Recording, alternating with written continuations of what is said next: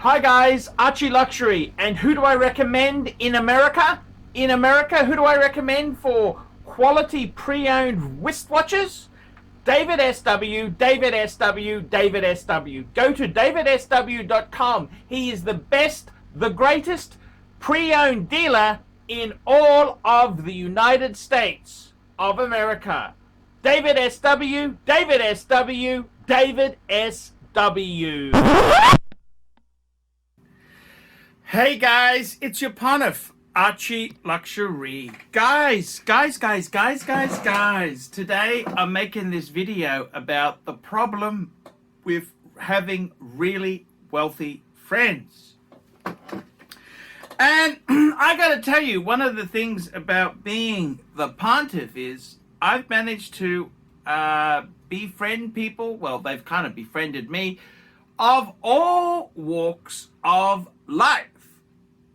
And I want to make this video here because I'm in a very unique position where most people wouldn't be able to pull off what I've pulled off.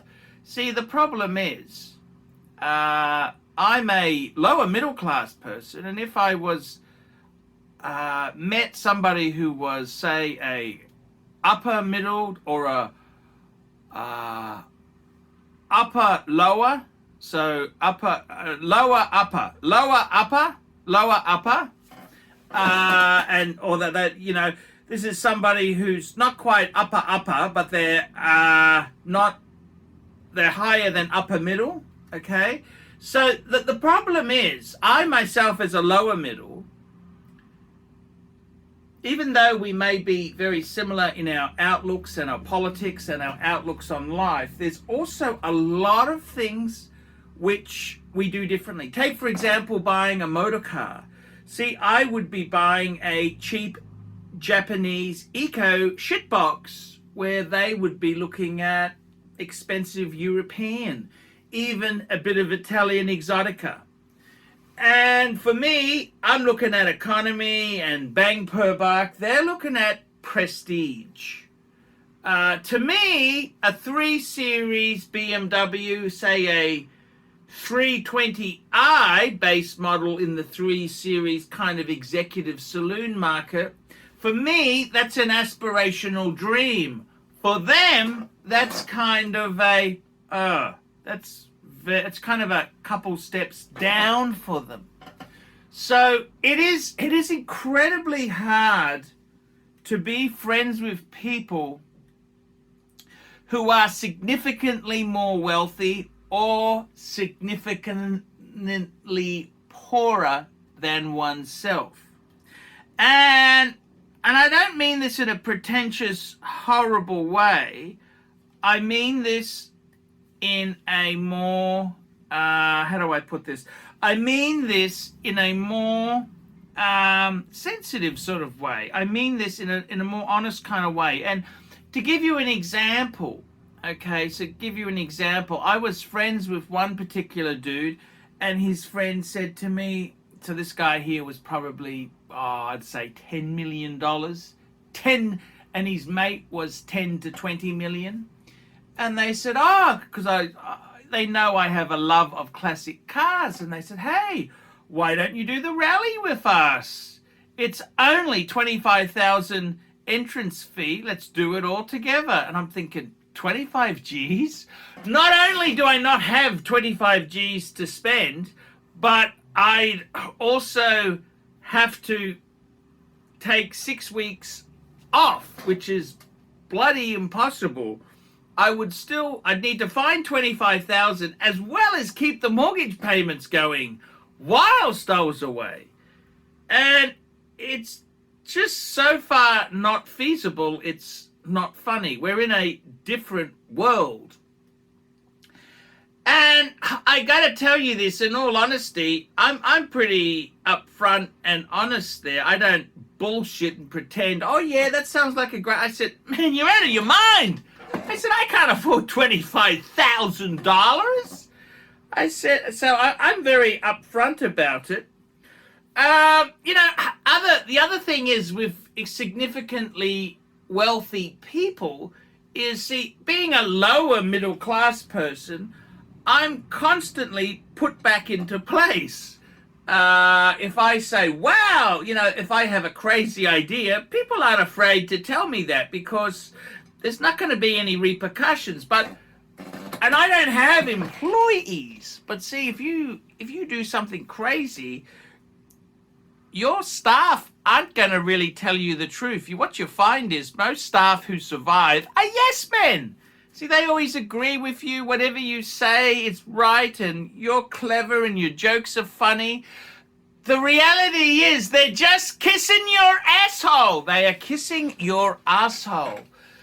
And I've found with rich people, once they get to a certain level, it's kind of strange. It's kind of strange. They can't handle brutal honesty. They're very shocked. They're very shocked. One particular dude I know who's had a heart of gold, absolute heart of gold, he told me, his wife would never, ever travel economy on an aeroplane. And I'm kind of thinking, holy shit, I'm happy not to be taking a Greyhound bus with the family. Anything, a discount airline on a plane, man, that is success. So it's a different understanding. You've got to realize this. Their expectation pitch is really, really different. And it's funny, they also handle problems very differently. One super rich person I know, he had a Mercedes-Benz which the engine seized. He demanded a replacement car. Now, Benz told him to get stuffed, but he just couldn't handle, he never stopped bitching about how they didn't give him a replacement car. I mean, some of these seriously rich people, they seriously think their shit does not stink. They really don't understand that. The other problem with having seriously rich friends, they're very similar in the sense that they buy things and you've got this kind of exclusivity. This is what happens with really rich people. If they don't consider you a friend, they won't even tell you about their purchases. So the fact they tell you about things they bought should be seen as an absolute honor. And then if you're friends with them and you don't play it out right, they get highly offended. I'll give you an example. I had a friend who was talking about a mutual acquaintance that I knew who was friendly with him. And he said, so-and-so is going to get a Patek perpetual calendar, perpetual calendar chronograph. He's looking at buying one. It's going to be so amazing. And I remember saying to him, I honestly don't give a Viking shit about bugger lugs. And I couldn't really give a shit what that guy gets. I really don't care. I really do not fucking care. And he couldn't understand. He goes, no, what are you saying that for? It's so cool. I said, well, it's not my money. I don't really give a shit what he buys. And partially the reason for this is that in my life, that is a lot of money, and the chance of me being able to replicate that individual's buying purchase are next to zero. I've got two chances, Buckley's and none. Buckley's and none. Whereas for him, it's a bit of fantasy. It's fantasy because for him, he could get that if he sold off some of his collection, put a bit of money in, he could possibly do the same thing. It's a bit like you got a mate who's boasting about having sex with a supermodel. And you feel like saying, that's ridiculous.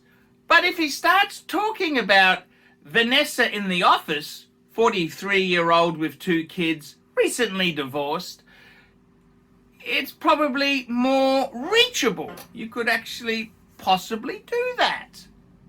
And who needs a supermodel anyhow? So I've got to tell you, being friends with wealthy people is actually quite difficult. Wealthy people, once you get to a certain level of wealth, and I got to be totally honest with you, $1 million has become sort of middle class barrier. I'm talking high threes, 5+ million, okay? That's kind of the barrier to entry. And I got to be totally honest with you, once you get to that level, what you find is you get more people who kiss your asshole. It's like if I go to the local car dealer, I might go to Harry's Used Cars, and I say to Harry, I'm looking at a sports car or this, and Harry's very quick to say, hey, big boy, the finance wasn't approved. But these people, they're going to prestige names. See, they get invited to days out. They would get a day out in exotic supercars that I could only ever dream of. It's a completely different world. And I gotta be totally honest with you, it's a very different world, and you know, you've got to respect it. It's honestly how it is. Now, I gotta be honest with you there. There are many interesting things that are different to the really, really wealthy. The really, really, really wealthy, see, they wouldn't handle your criticisms. If you say, you know what, I think the 5 Series is a piece of shit, I like the E-Class. They don't like criticisms like that. They get very catty. They don't want criticisms, because one thing about money is they can never be wrong if you have an argument, because they've got more money than you. They got much more money, so they can't be wrong. And I gotta be honest with you, it's a bit strange to describe, but with a lot of rich people, really rich people, they end up becoming the center of attention because they've got the money. See, it's always where they want to eat. It's always the destination, and the time is to their choosing. And especially if they're kind of paying for this, you were kind of just the paid entertainment. And I got one guy I was really good friends with. He was living overseas, beautiful mansion, is always talking about himself, and eventually you really get sick of hearing about these wonderful things that he owns and he's done. And he had a few problems. He went through a divorce, and I remember giving advice, but he'd never listen. He'd think, why have I wasted an hour talking to you when you're not even going to listen to what I say? Why are you going to even listen to what I've got to say? Why am I going to waste my time? So why am I going to waste my time telling you how to fix it if you don't even, it does it just in one, I don't know why I'm wasting my time with you. And I got to be honest with you, extremely rich people, it is very difficult to be on an equal keel. See, they can't be wrong because they've got more money. And the amazing thing is, when someone has substantially more money, they get really fucked off if you don't agree with their opinions. They get really fucked off if you call them out. And I don't really like friendships where I don't like friendships where I'm more like an employee-employer relationship. I want to be able to be able to say what I want. And that is the big problem with being friends with people who are significantly richer than yourself. And it's okay. You can kind of pumble through, squeeze your way through it, but eventually you get sick of having very little sway in the situation. Your opinion doesn't count. Your opinion is garbage because they got more money and they got better taste. If they've got more money, they must have better taste than you. And this is the whole thing. It is really difficult to be friends with people, even if they're nice, good people, if they are significantly wealthier than you. It is incredibly hard, and in some ways there, it always goes to shit. People who are richer than you, it's hard to be friends because it's the old fuck you. If you've got enough money, you need to have fuck you money, which means you've got a paid off house, you've got some really significant investments. You don't have to eat the shit sandwich. You say, well, fuck you, I don't want to do that. But see, with the friendship, it also gets soured very quickly. And I gotta be totally honest with you. I've had some good friendships with some wealthy people. Generally what happens is they befriend you, particularly in this industry, because they want knowledge and know what to buy, and they want to feel comfortable. Once they've learnt the ropes and they think obviously they're smarter than you because they've got more money, and they stop.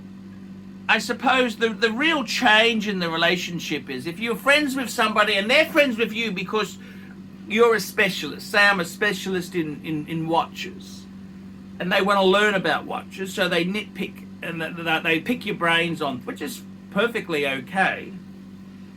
But eventually they feel confident to be able to buy things on the pre-owned. They feel confident to do their own shit. They don't need you anymore.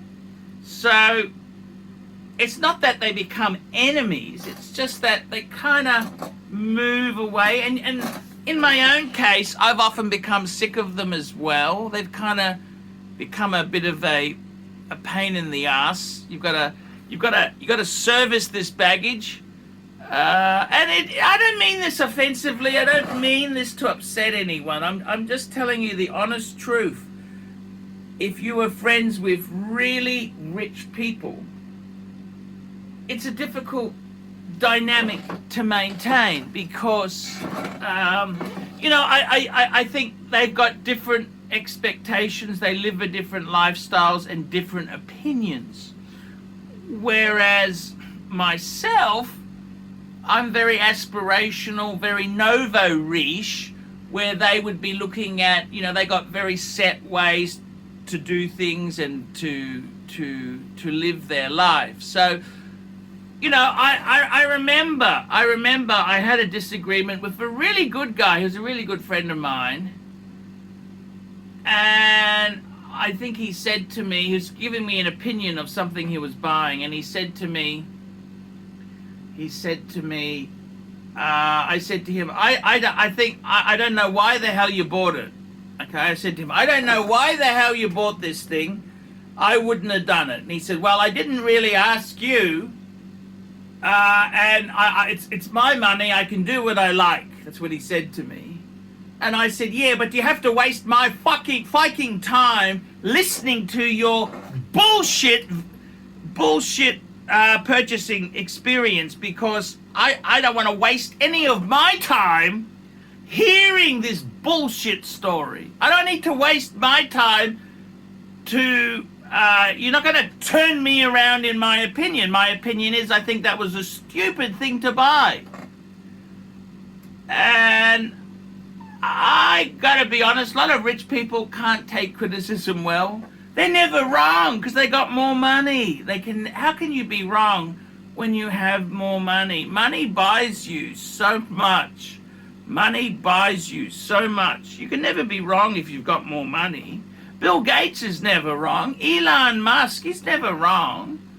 Even that Jeffrey Epstein guy, he was never wrong. He's got more money. then when you finally, the shit hits the fan, you think, shit, who is this monster? This is the thing, really. That's an extreme example with extreme wealth. But it is what it is. It is what it is. I kind of, I don't dislike significantly rich people, but you got to realize there's a difference. It's a bit like somebody says to me, okay, someone who's struggling, hey Arch, I want to get the wife a Seiko for her birthday. And I'm thinking, you know what? That's just a bullshit watch. It's a nothing special. Or want to get a Tag Heuer. You know, I'd say, oh shit, can't you get a Rolex? No, a Rolex is a lot of money. They can't afford it, and they don't have the contacts to pull that shit off. See, so it's kind of hard. It's very, very hard. It's very hard. So I would say, oh shit, I wouldn't do that. Whereas they themselves they've got their own way about going about that. They got their own predefined opinions. And I find it hard. It's very hard being really friendly with people who are significantly wealthier or significantly poorer than you. And I got to tell you, I had a good friend. He's still a good friend. I've never told him. When we met, I remember when we met, I was driving a rental ex-yellow cab. I had no money. We're just about to get married to my Japanese wife. I really was starting out. He already owned a house. Yes, it had a mortgage. He had 2 kids. He had a wife. He had a car. He was doing a few things. They didn't pan out too well, but he was doing, you know, he was ahead of me in the pack. And fast forward 15 years later, me and the wife have a house, an investment property. We've got super 401k money. We've just kind of done okay. Whereas for him, he got divorced, he sold the house, and then he said, oh, I don't think house prices are going to rise. Big mistake. Then he spent the money that was left over. You know, he upgraded the car, did this, did that.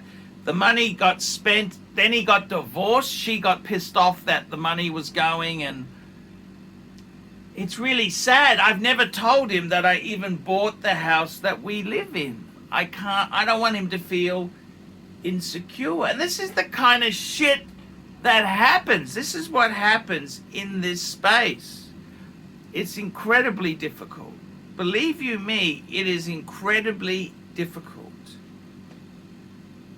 And I gotta tell you, it's not easy. It's not easy getting through this. So, you know, people who are significantly poorer, you kind of feel bad. You don't want them, so you don't reveal your secrets to them. I can't really share, because he'd turn around and say, well, you got money. Well, I don't really have money, but I've got more money than him. And this is the whole point. It's a very tricky balancing act. So, to be totally honest with you, it's incredibly hard to be friends with people who are significantly wealthier and significantly poorer. And that's just how it goes in life. So, you know what? That's why I kind of I think friendships come and go.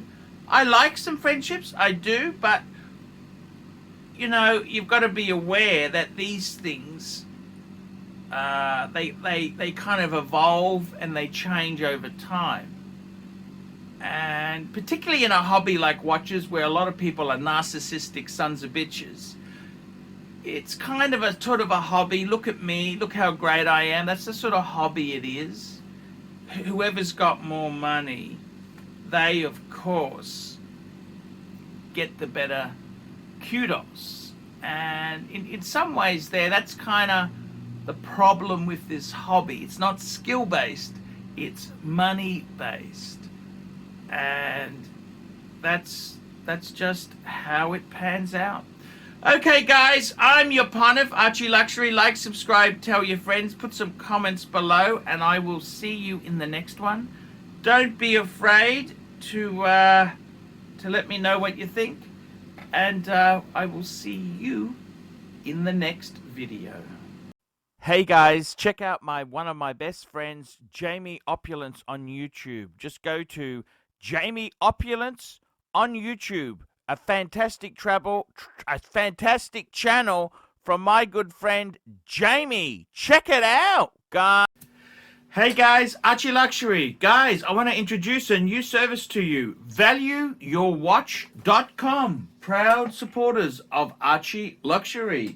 No seller's fees, no buyer's fees. That's right, guys. This is a trading platform to buy or sell watches. You can start selling for free. That's right.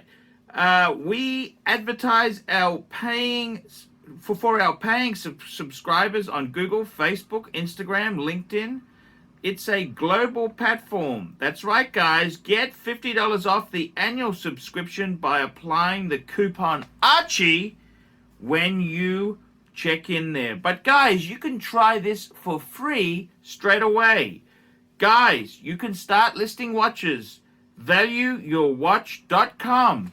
Give it a try and tell me what you guys think of that. All these neck just wanna be a mini me. All these neck just wanna be a mini me. All these neck just wanna be a mini me. Feeling me, any me. All these neck just wanna be a mini me. All these neck just wanna be a mini me. All these neck just wanna be a mini me. Feeling me, any me. All these neck just wanna be a mini me. All these neck just wanna be a mini me. All these neck just wanna be a mini me. Feeling me, any me. All these neck just wanna be a mini me. All these neck just wanna be a mini me.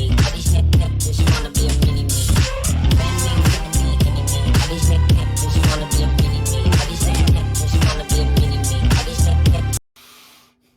Like, subscribe, and tell your friends, and don't be afraid to get a paid review. $50 for a paid review. It helps me stay full-time on YouTube, and I will see you in the next one. $50 paid review. I can't survive on Google Ads. I need your support. And guys, you could also sponsor me on Patreon. Patreon allows you to pay as little as $1 a month to keep me on YouTube.